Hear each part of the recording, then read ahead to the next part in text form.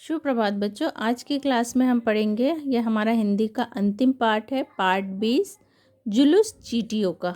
ठीक है, ये एक कविता है। यह कविता माँ बेटे के बीच संवाद रूप में लिखी गई है। कविता है लेकिन इसको किसके रूप में लिखा गया है? संवाद। संवाद मतलब हमने पढ़ा है आपस में बात करना। मानव प्राय अपनी मांगों के लिए बड़े बड़े जुलूस निकालता है। चींटियों की लंबी पंक्ति देख पुत्र अपनी माँ से पूछता है। चींटियों की लंबी लाइन देखकर बेटा अपनी माँ से पूछता है कि क्या इन चींटियों की भी कोई मांगे हैं? पुत्र के इस प्रश्न पर माँ उसे मांगों के बदले चींटियों के श्रम के बारे में बताती है। इस कविता में कवि ने अधिकार के बदले कर्तव्य तथा श्रम पर बल दिया है। किस पे बल दिया है? अधिकार के बदले कर्तव्य पर और श्रम पर बल दिया है। अब यह बात हो रही है, पुत्र अपनी माँ से कह रहा है, देख चींटियों का जुलूस माँ निकला बहुत विशाल, क्या उनके हाथों में भी है जलती हुई मशाल? कौन कौन सी मांगे इनकी, कैसे इनका हाल, क्या इनका नारा है मांगे पूरी हो तत्काल? माँ बेटा चींटियों को ये चित्र में दिखाई दे रहा है। चींटियों की लाइन देख के अपनी माँ से पूछ रहा है कि माँ क्या चींटियों ने भी अपनी विशाल जुलूस निकाली है? क्या इनके हाथों में भी, किसके? चींटियों के हाथों में भी मशाल है?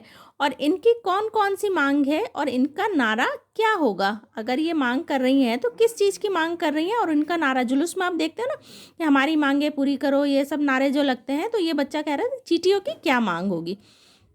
माँ आप कह रही है, प्यारे बेटे यह जुलूस तो ज़्यादा नहीं बड़ा है और ना इसकी मांगे कोई, ना कोई झगड़ा है। मतलब ये चींटियाँ जो है, इनका जो जुलूस निकला है, इनकी ना तो कोई मांग है और ना ही इनका कोई झगड़ा है। इनकी माँ ने इन्हें सिखाया कदम मिलाकर चलना, सुख की बीन बजाना, हंसना और कठिन परिश्रम करना। इनकी माँ ने इनको झगड़ा करना नहीं सिखाया, इनकी माँ ने इनको एक साथ कदम मिलाकर चलना सिखाया है। ठीक है, और हंसना, कठिन श्रम करना। चींटियाँ आपको पता है ना बहुत ज़्यादा श्रम करती, अपने से 8 गुना ज़्यादा वजन उठाकर चलती है।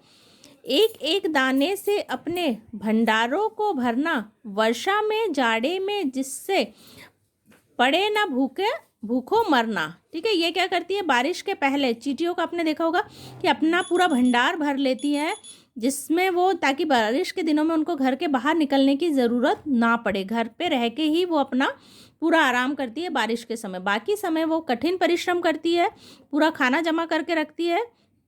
एक कहानी सुनी होगी चींटी और टिड्डे की, जिसमें टिड्डा सारा समय क्या करता रहता? घूमता रहता, और ठंड के समय उसके पास खाने के लिए कुछ भी नहीं होता, चींटियाँ उसकी मदद करती है ना। तो चींटियाँ हमेशा क्या करती है? कठिन परिश्रम करती है। तो इस पार्ट में जैसा दिया है, चींटियों की तरह बेटा हमें भी कठिन परिश्रम करना चाहिए।